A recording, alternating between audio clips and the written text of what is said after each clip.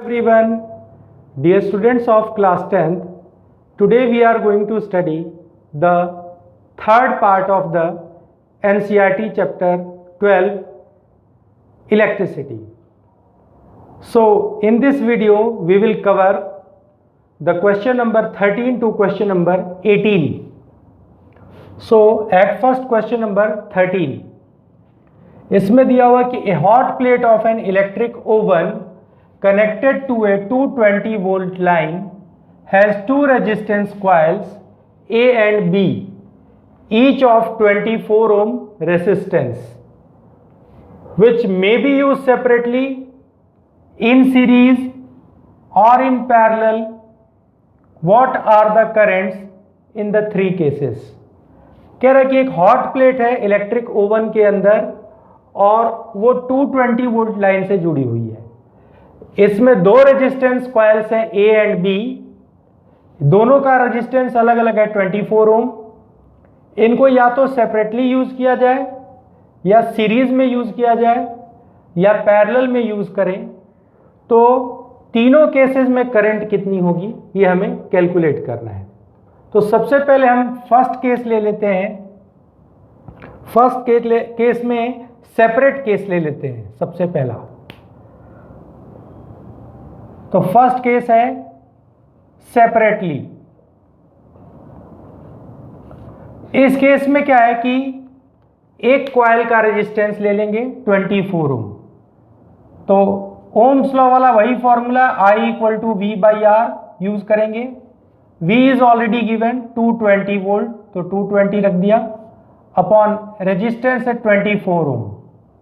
तो इसे डिवाइड कर दो, तो 24 से डिवाइड कर देंगे, तो यहाँ पर 4 से डिवाइड करके देख लेते हैं, तो ये हो जाएगा 55 और नीचे हो जाएगा 6 से डिवाइड कर दो 55, 6 9 जा 54, 1 बचेगा पॉइंट, 6 1 जा 6 और 6 1 जा 6 के बाद जो है 1 4 बचेगा, तो 6 जा 36, तो 9.16 एम्पियर के बराबर करंट आ जाएगी।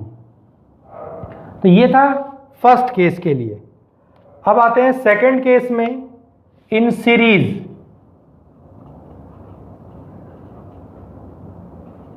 तो सीरीज वाले केस में क्या होगा कि दोनों रेजिस्टेंसेस को हम सीरीज में जोड़ देंगे। R = R1 + R2। तो R1 भी देखो 24 है कॉइल A का और कॉइल B का भी 24, तो 24 + 24 कितना हो गया 48 ओम। तो इसके लिए करंट कितनी हो जाएगी I = V/R।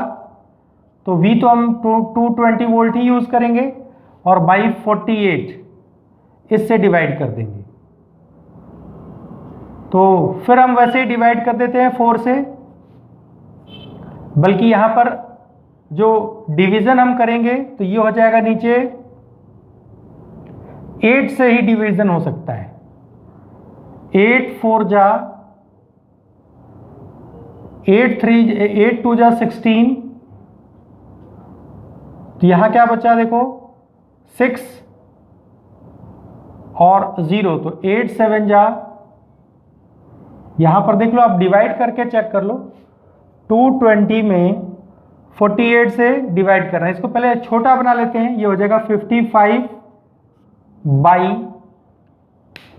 4 से डिवाइड किया था तो 55 और नीचे 12। अब 55 में 12 से डिवाइड कर दो, तो 12 4 जा 48, 7 पॉइंट ले लिया 0, तो 12 5 जा 60, 10 और एक 0 ले लेंगे यहाँ पे, तो 12 8 जा 96, यानी लगभग 4.58 आ गया। यहाँ पर इसका हाफ आएगा, 9.16 का हाफ हो जाएगा, क्योंकि इसमें बाई 6 था, इसमें 12 है, तो ये कितना हो जाएगा 4.58 ओम एम्पियर, सॉरी 4.58 एम्पियर, ये आपका रिजल्ट आ जाएगा।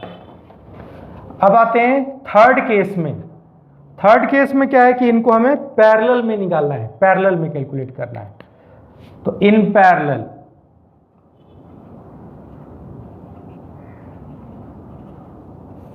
पैरेलल में देखो क्या हो जाएगा, पैरेलल में हम I की वैल्यू कैलकुलेट करेंगे तो उससे पहले R निकालने के लिए हम फॉर्मूला यूज करेंगे R1 R2 by R1 plus R2, क्योंकि आपको पता है 1 बाई R इक्वल टू होता है 1 by R1 plus 1 by R2। इसको सॉल्व कर दोगे तो इतने के बराबर आ जाता है। तो अब हम इसमें ये वैल्यू पुट कर देते हैं, तो ये हो जाएगा R इक्वल टू R1 भी 24 है, R2 भी 24 है, बाई 24 प्लस 24, यानी हो जाएगा 24 इंटू 24 बाई 48। तो 24 टू जा कितना आ गया आपका, 24 टू जा 48 और 2 से डिवाइड कर देंगे 24 में, तो दैट इज 12 ओम। 12 ओम आ गया पैरेलल में रेजिस्टेंस। तो करंट कितनी हो जाएगी इस केस में, करंट निकालने के लिए हम यूज करेंगे I equal to V by R. अब V देखो 220 था और बाई R रख देंगे, R आया है 12, तो ये हो जाएगा 110 बाई 6। इसको थोड़ा सा और इलेबोरेट कर देते हैं, देखते हैं कितना आ जाता है। तो कैलकुलेट कर लेते हैं, 6 1 जा 6, यहाँ से आ जाएगा 5 0 5 11 में 6 5, फिर ये 0 ले लेंगे, 6 8 जा 48, 2 डेसिमल लेके 0, 6 3 जा 18। तो ऑलमोस्ट कितना आंसर आ गया, 18.3 एम्पियर। तो ये बहुत ही ईजियर क्वेश्चंस हैं, इनको पहले एक बार हमें सेपरेट निकालना था, फिर सीरीज में और फिर पैरेलल में। अब आते हैं नेक्स्ट क्वेश्चन नंबर 14 पर। क्वेश्चन नंबर 14, क्वेश्चन नंबर 14 क्या दे रखा है कि compare the power used in the 2 ohm resistor in each of the following circuits. हम एक कुछ सर्किट्स दिए हुए हैं, उन सर्किट्स में 2 ओम के रेसिस्टर में पावर जो जितना आएगा उसको कंपेयर करना है। तो फर्स्ट पार्ट है, a 6 volt battery in series with 1 ohm and 2 ohm resistors, यानी पहले सीरीज में निकालना है। एक 6 वोल्ट बैटरी के अंदर 1 ओम और 2 ओम के रेसिस्टर्स हैं, और सेकेंड पार्ट में एक 4 वोल्ट की बैटरी है जो पैरेलल में जुड़ी हुई है 12 ओम और 2 ओम के रेसिस्टर से। तो इनमें जो भी सर्किट में पावर आएंगे उन पावर का रेशियो निकालना है। तो इसको सॉल्व कर लेते हैं। देखो सबसे पहले हम फर्स्ट केस में आते हैं, सीरीज वाले में, इन सीरीज। तो सीरीज वाले केस में क्या है कि यहां पर 2 ओम रेसिस्टर और 1 ओम रेसिस्टर सीरीज में है। तो यहां पर हम ले लेते हैं एक 1 ओम का रेसिस्टर, एक 2 ओम का रेसिस्टर, और ये दोनों 6 वोल्ट की बैटरी से, ऐसे मान लो 6 वोल्ट की बैटरी से ये जुड़े हुए हैं। तो इस केस में हमें पावर निकालना है। तो पावर निकालने के लिए हम फॉर्मूला यूज करते हैं P equal to I square R. अब यही फॉर्मूला हम क्यों यूज कर रहे हैं, क्योंकि हमें I की वैल्यू सीरीज में पता है कि कांस्टेंट होती है, यानी दोनों के अंदर 1 ओम और 2 ओम के अंदर सेम करंट फ्लो करेगी। तो आई स्केयर आर, तो आई स्केयर आई निकाल लो पहले आप। आई इक्वल टू हो जाएगा टोटल वोल्टेज है 6 बाई सीरीज में टोटल रेजिस्टेंस हो जाएगा 1 प्लस 2। 1 ओम और 2 ओम को सीरीज में जोड़ दोगे तो R इक्वल टू होता है R1 प्लस R2, तो ये हो जाएगा 1 प्लस 2 यानी 3, तो 6 बाई 3 यानी कितना हो गया, 6 बाई 3 यानी 2 एम्पियर। तो करंट आ गई 2 एम्पियर। तो P होता है आई स्केयर आर, तो I के प्लेस पे 2 रख दो, तो 2 का स्केयर इंटू R, मतलब 2 ओम रेसिस्टर में निकालना है हमें पावर, 2 ओम रेसिस्टर में कैलकुलेट करना है, तो इंटू 2, तो that will be 4 into 2 that is 8 what. तो ये पावर आ गया 8 वॉट के इक्वल। तो ये सीरीज के लिए था। अब आते हैं पैरेलल में ये कितना हो जाएगा। तो सेकंड पार्ट है इन पैरेलल। तो जरा पैरेलल में चेक कर लेते हैं ये कितना आएगा। इन्हीं को हम सीरीज के बजाय यहां पर पैरेलल में जोड़ लेते हैं। तो यहां देखो हमने दो रेजिस्टेंसेस पैरेलल में जोड़ लिए और ये है 12 ओम और 2 ओम, यानी एक रेजिस्टेंस 12 ओम का है तो दूसरा 2 ओम का है, तो ये हमने 12 मान लिया, नीचे वाला 2 ओम, और इनको हमने एक बैटरी से जोड़ दिया कि बैटरी 4 वोल्ट की है। तो अब ध्यान दो, पैरेलल में आपको पैरेलल वाला फॉर्मूला पता है, पावर का फॉर्मूला, पहले हमें पावर कैलकुलेट करना है, तो पावर का क्या फॉर्मूला होता है, पावर का फॉर्मूला हम यूज करेंगे P equal to V square by R. अब हम वी स्केयर बाई आर क्यों यूज कर रहे हैं, क्योंकि हमें पता है कि ये दोनों जो दो पॉइंट्स के बीच में हैं तो उनके बीच में पोटेंशियल डिफरेंस या वोल्टेज कांस्टेंट होता है पैरेलल में। तो वी स्केयर, वी आपका दिया हुआ क्वेश्चन में 4 वोल्ट, यहाँ 4 का स्केयर हो जाएगा अपॉन कितने ओम में निकालना था, तो 2 ओम के अंदर निकालना था, तो 2 ओम यानी 2, तो हो जाएगा 16/2, दैट इज 8 वॉट। पावर का यूनिट वॉट होता है तो 8 वॉट आ गया। तो आप सीरीज में निकाल रहे हो उसमें भी 8 वॉट आया, पावर में निकाल रहे हो तो उसमें भी 8 वॉट आया। तो इन दोनों का रेशियो ले लेते हैं। फर्स्ट केस में P in series upon P in parallel, P for power here, तो सीरीज में 8 वॉट आया था और पैरेलल में भी 8 वॉट आया, तो डिवाइड कर दिया तो इट विल बिकम 1, या 1:1 हम लिख सकते हैं। तो ये हो जाएगा पावर का कंपैरिजन। तो इसके लिए आपको पावर का फॉर्मूला बिल्कुल क्लियर होना चाहिए। So this was the concept behind it कि सीरीज में हम P equal to I square R use कर ले रहे हैं और पैरेलल में V square by R use कर ले रहे हैं। अब आते हैं क्वेश्चन नंबर 15 पर। Students, now the question number 15। Question number 15 क्या है, 2 लैंप्स, 2 लैंप्स हैं, वन रेटेड 100 वॉट 220 वोल्ट, एक लैंप के ऊपर लिखा हुआ है 100 वॉट 220 वोल्ट, दूसरे पे लिखा हुआ है 60 watt 220 volt, and they are connected in parallel, उनको पैरेलल में जोड़ा गया है to an electric AC mains. जो हमारे घर में हाउस सप्लाई आती है ना, उसे एसी मेन कहते हैं, अल्टरनेटिंग करंट, एसी का मतलब होता है AC main supply. What current is drawn from the line if the supply voltage is 220 volt. तो कह रहा है कि लाइन से कितनी टोटल करंट ड्रॉ होगी अगर इन दोनों को हमने पैरेलल में जोड़ रखा है। तो इसको आप ऐसे समझ लो कि 2 बल्ब हैं, एक 60 वॉट का है, एक 100 वॉट का है, दोनों को हमें पैरेलल में जोड़ना है और उसके बाद इनको हमें इनमें से करंट निकाल लेना है कि ये टोटल करंट कितनी ड्रॉ करते हैं 220 वोल्ट से। तो सबसे पहले मैं इनको, इनमें अलग अलग, आपको पता है कि पैरेलल में करंट अलग होती है। जैसे मान लो कि एक बल्ब है यहां पर 60 वॉट का और दूसरा बल्ब जो है वो कितने वॉट का है, देखो 100 वॉट का। ये दोनों जोड़ दिए गए हैं, 60 वॉट और 100 वॉट के बल्ब पैरेलल में जुड़े हुए हैं। और मान लो कि ये एसी मेन है, ये एसी का सिंबल होता है इस तरीके से, एसी मेन्स जो अप्लाई किया गया है वो कितने वोल्ट का है, 220 का है। तो आपको पता है कि पैरेलल में जो भी करंट आती है वो डिवाइड हो जाती है। तो ऊपर वाले में करंट हमने मान लिया 60 वॉट में I1 करंट चली जाती है और 100 वॉट में I2 करंट चली जाती है। तो सबसे पहले for 60 what bulb, 60 what bulb के लिए करंट कितनी हो जाएगी, तो I1 इक्वल टू उसके पावर में हम वोल्टेज से डिवाइड कर देंगे, I1 equal to P by V. आपने एक फॉर्मूला पढ़ा था P equal to V I, ये भी एक पावर का फॉर्मूला है। तो यहाँ से I इक्वल टू हो जाएगा P बाई वी। तो P है 60 और वोल्टेज हमने यूज किया 220, डिवाइड कर देते हैं तो ये आ जाएगा 2 3 जा 6 और ये 11, तो 3/11 एम्पियर।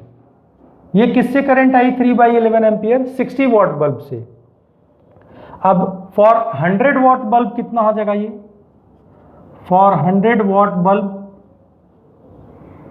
100 वॉट बल्ब के लिए अगर हम निकाल दें तो ये आ जाएगा I2 equal to P by V तो 100 वाट में P के प्लेस पे 100, V के प्लेस पे रख दिया हमने 220। इन दोनों का रेशियो ले लो, 0 से 0 कैंसिल, 2 5 जा 10 और 11 2 जा 22, तो ये आ गया 5/11 एम्पियर। तो 60 वाट का बल्ब 3/11 एम्पियर करंट ले रहा है और 100 वाट का बल्ब 5/11 एम्पियर। तो हमसे ये पूछा जा रहा है कि कितनी करंट ड्रॉ होगी, total current from the supply. तो पैरेलल में मान लो यहां से I करंट आ रही थी, 60 वाट में I1 होगी, 100 वाट में I2 होगी, तो इन दोनों को ऐड कर देंगे तो आपका हो जाएगा टोटल करंट। सो टोटल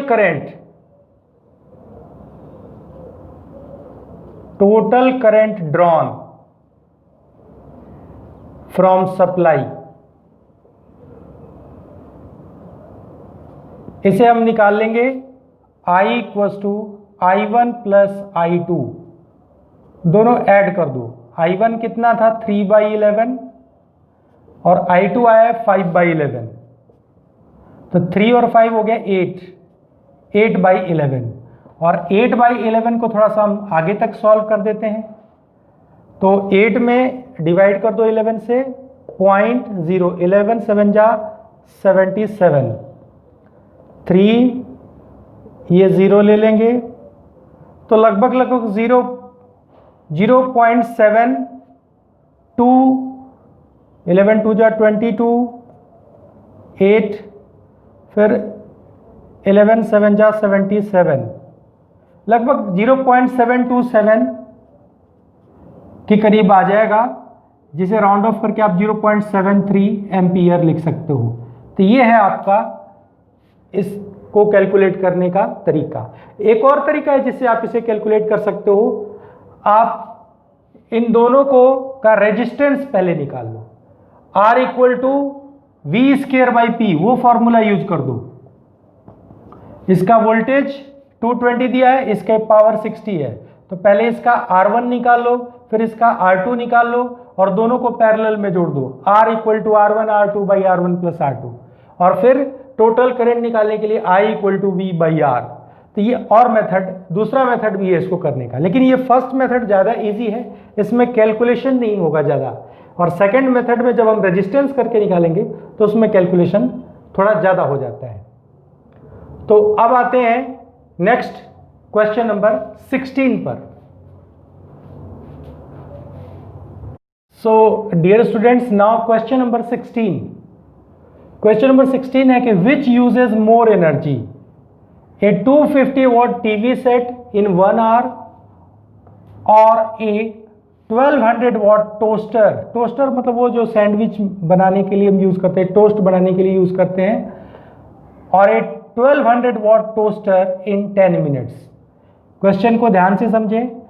एक 250 watt का टीवी सेट है जो 1 घंटा तक चलता है, और एक 1200 watt का टोस्टर है जो 10 मिनट तक चलता है। तो इनमें कौन ज़्यादा एनर्जी यूज करेगा? तो उसके लिए आपको वो फॉर्मूला याद होना चाहिए कि पावर होता है वर्क अपॉन टाइम, ये वर्क ही एनर्जी होता है। तो इलेक्ट्रिक एनर्जी इसको हम बोल सकते हैं। तो इलेक्ट्रिक एनर्जी कितनी हो जाएगी? Electric energy W = power into time. तो पहले केस में हम टीवी सेट के लिए निकालते हैं, तो W = पावर उसका कितना है 250, और कितने टाइम के लिए यूज करते हैं इंटू 1, तो ये हो जाएगा 250 Wh, ये हो जाएगा इसका पावर एनर्जी। तो 250 Wh।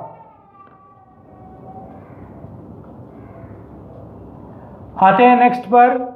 अब इसमें पूछा जा रहा है कि 1200 watt टोस्टर के लिए, तो उसकी electric energy for toaster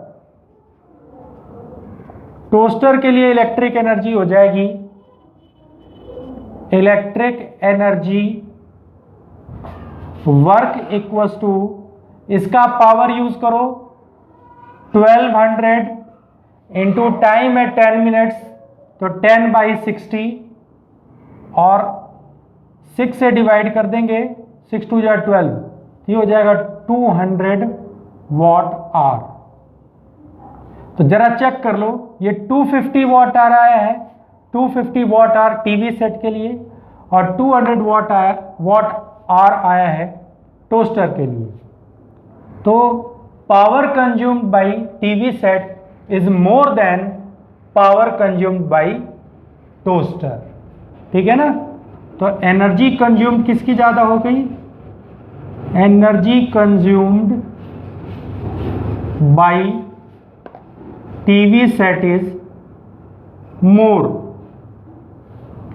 okay, तो ये बहुत ही इजियर क्वेश्चन था, हम इलेक्ट्रिक एनर्जी का फॉर्मूला यूज करके इसे फाइंड आउट कर सकते हैं। अब आते हैं क्वेश्चन नंबर 17 पर। Now let us understand question number 17। Question number 17 क्या है, an electric heater of resistance 8 ohm draws 15 ampere from the service mains. कह रहा है कि एक हीटर है जिसका रेजिस्टेंस 8 ओम है, वो 15 एम्पियर करंट ड्रॉ करता है फ्रॉम द सोर्स यानी मेन सप्लाई से, फॉर 2 आवर्स तक के लिए। तो calculate the rate at which heat is developed in the heater. तो हमें वो रेट बताना है जिस रेट से हीट डेवलप हो रही है हीटर के अंदर। तो रेट का मतलब रेट बताना है, तो हीट प्रोड्यूस्ड पर सेकेंड, उसका फॉर्मूला यूज करेंगे। तो ये फॉर्मूला हो जाता है P = I²R। ये पर सेकेंड के लिए हो जाता है ये, तो इसको हीट डेवलप पर सेकेंड भी कह सकते हैं। तो I²R, इसमें I की जगह पे रख दो 15 एम्पियर, तो 15 का स्क्वायर, R रेजिस्टेंस है देखो 8 ओम है, इसको रख दिया 15 का स्क्वायर 225 इंटू 8, इससे प्रोडक्ट कर देंगे।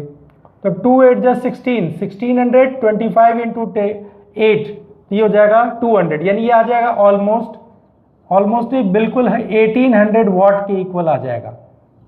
तो ये हीट डेवलप हो गई पर सेकेंड। तो इसमें जो 2 आवर्स दिया हुआ था उसका कोई यूज नहीं था, क्योंकि हीट डेवलप पर सेकेंड हमें कैलकुलेट करना था। तो ये बहुत ही इजियर क्वेश्चन था, इसमें हम सीधे P = I² यूज कर देंगे, ये पर सेकेंड के लिए होता है।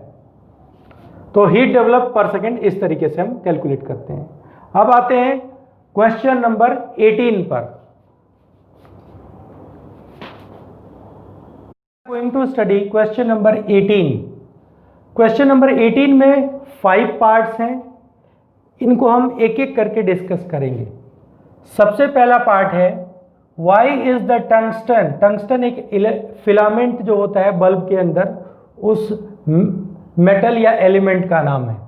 तो why is the tungsten used almost exclusively for filament of electric lamp. तो इलेक्ट्रिक लैम्प जो है वो हीटिंग इफेक्ट पर काम करता है, और ज़्यादा हीट प्रोड्यूस करने के लिए आपने एक फॉर्मूला पढ़ा है H = I²RT।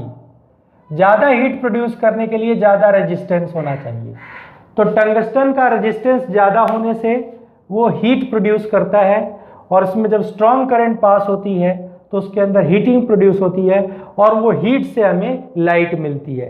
यानी जो हीट एनर्जी है वो लाइट एनर्जी के फॉर्म में एमिट होती है, उसका कुछ पार्ट लॉस होता है, तो कुछ लाइट के फॉर्म में एमिट हो रही है, कुछ एनर्जी लॉस हो जाती है अदर फॉर्म में।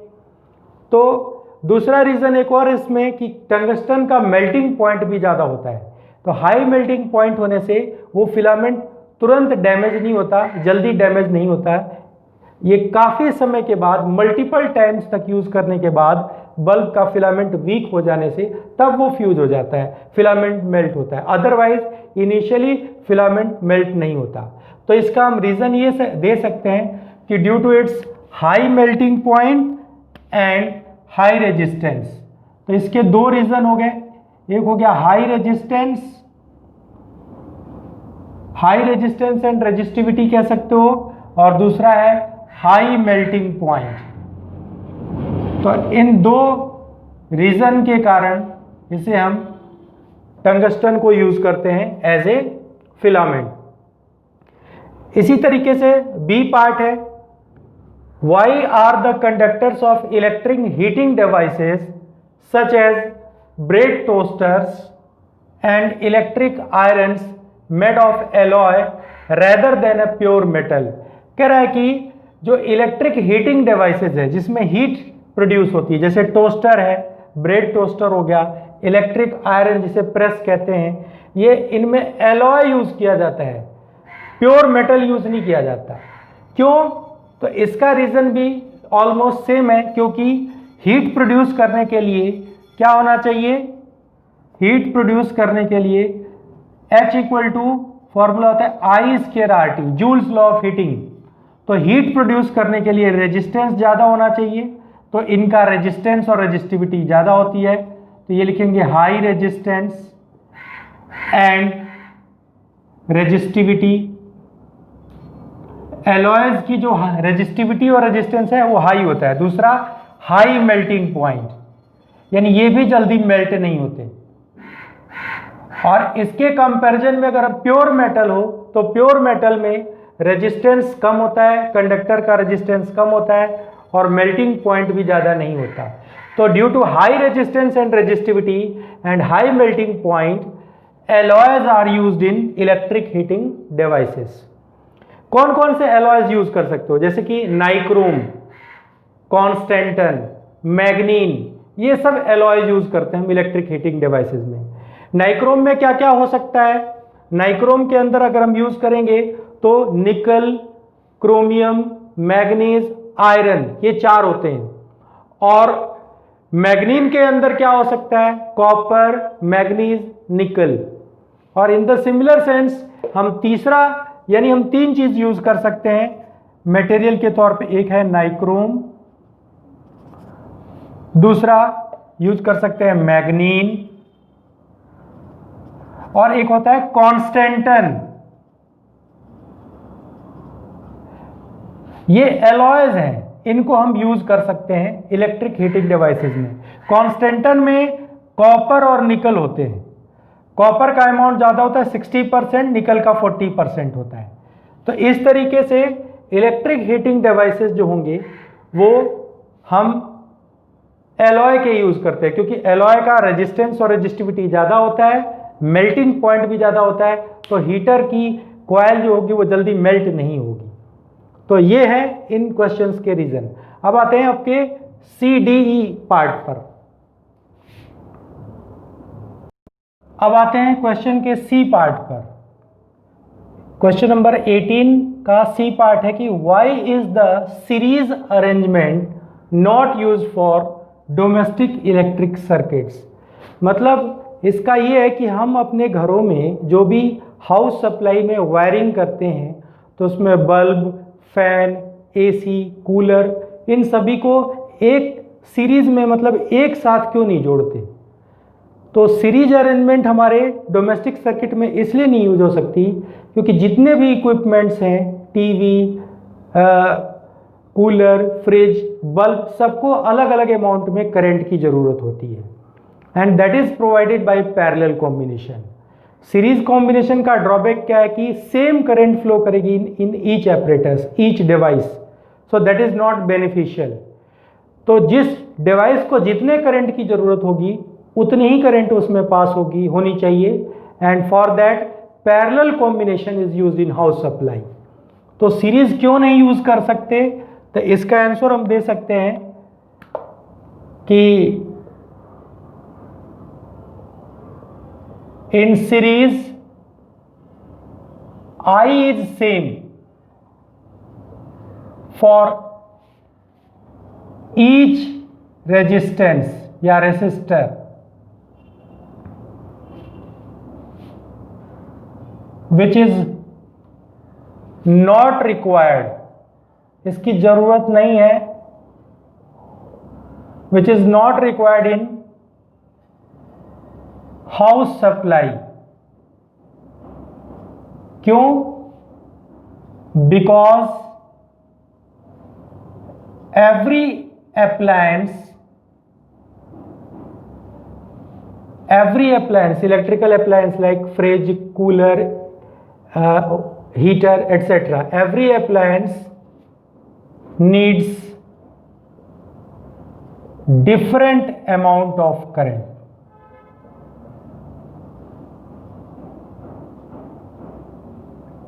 तो हर एक एप्लायंस को अलग अलग, हर एक अप्लायंस को अलग अलग अमाउंट में करंट चाहिए, सो इसका बेनिफिट नहीं है।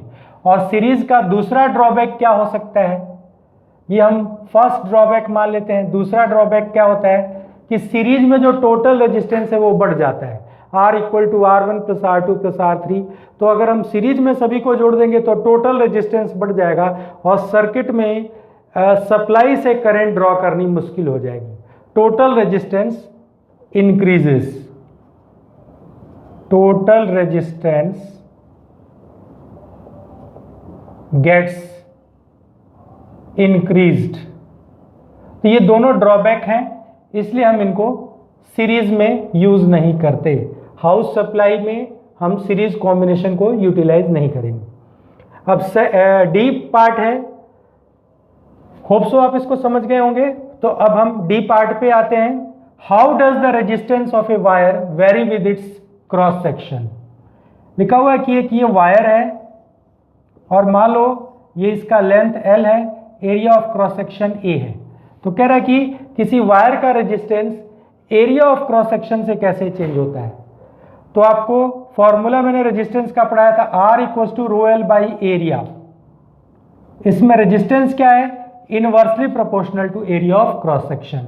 यानी वायर अगर थिन है तो उसका मतलब क्या हुआ कि रेजिस्टेंस ज्यादा हो जाएगा। एरिया कम, रेजिस्टेंस ज्यादा, एरिया ज्यादा, रेजिस्टेंस कम। तो थिक वायर में करंट ज्यादा फ्लो करती है, ज्यादा अमाउंट में फ्लो करती है, और थिन वायर में जो अमाउंट होता है वो कम होता है, क्योंकि R is inversely proportional to area. तो I is inversely proportional to R होता है। तो इसका मतलब क्या हो गया कि I is directly proportional to area. यानी करंट ज्यादा फ्लो किस में करेगी, ज्यादा एरिया ऑफ क्रॉस सेक्शन, जिस वायर का एरिया ऑफ क्रॉस सेक्शन ज्यादा होगा उसमें ज्यादा फ्लो करेगी। प्रोवाइडेड अदर कंडीशंस भी है, नेचर, टेम्परेचर, लेंथ, सभी फैक्टर्स रोल प्ले करते हैं। तो अगर हम केवल आपसे सीधा पूछा जाए कि how does the resistance of a wire vary with its area of cross section, तो we will say directly R is inversely proportional to area, that is more is the area, less is the resistance. Less is the area of cross section, more is the resistance. तो अब आते हैं E part पर question के। Question number 18 के last part E part पर, why are copper and aluminum wires usually employed for electricity transmission? यानी electricity के ट्रांसमिशन के लिए कॉपर और एल्यूमिनियम का वायर ही क्यों यूज किया जाता है। तो इसके रीजंस मैं बताने जा रहा हूं। वायर तो और भी अच्छे हैं, जैसे सिल्वर है, गोल्ड है, but they are very expensive, economic नहीं है। तो एक कॉपर और एल्यूमिनियम का रीजन क्या है इन्हें सेलेक्ट करने का, तो इसके मैं 2-3 रीजन आपको बता देता हूं। इसका एक रीजन है कि फर्स्ट, एक तो ये गुड कंडक्टर्स हैं, these are good conductors after silver. Silver gold के बाद जो है ना, ये अच्छे कंडक्टर्स हैं। दूसरा ये है कि इनका रेजिस्टेंस और रेजिस्टिविटी बहुत कम होता है, तो low resistance and hence less energy loss, less energy loss, क्योंकि आपने पढ़ा है हीट प्रोपोर्शनल टू रेजिस्टेंस होता है। रेजिस्टेंस ज्यादा होगा तो हीट का प्रोडक्शन भी ज्यादा होता है, रेजिस्टेंस कम होगा तो हीट का प्रोडक्शन भी कम होता है। तो लो रेजिस्टेंस एंड रेजिस्टिविटी इसका सेकंड रीजन हो गया। और थर्ड रीजन हम बोल सकते हैं कि इकोनॉमिक है, इकोनॉमिक है as compare to silver and gold, as compare to silver. Silver एक बेस्ट कंडक्टर ऑफ इलेक्ट्रिसिटी कहते हैं उसको, बट इलेक्ट्रिसिटी के ट्रांसमिशन के लिए जो पोल पर वायर होता है हम सिल्वर का यूटिलाइज नहीं कर सकते, ये बहुत ही एक्सपेंसिव होता है। उसके कंपैरिजन में हम एल्यूमिनियम यूज कर सकते हैं। घर में जो डिफरेंट डिवाइसेस होते हैं उनको कनेक्ट करने के लिए जो हम वायर यूज करते हैं वो कॉपर का वायर यूज हो सकता है। तो इस तरीके से बेटा आज हमने पूरे 18 क्वेश्चंस कंप्लीट कर दिए, क्वेश्चन नंबर 13 से क्वेश्चन नंबर 18 तक इस वीडियो में। तो ये चैप्टर अब कंप्लीट हो चुका है। So thank you, thanks for watching amazing physics tutor channel and my self Pankaj Kumar Tripathi. आगे आप लोगों को और भी अच्छे अच्छे वीडियोस और थ्योरीज मिलती रहेंगी। Thank you, thanks once again.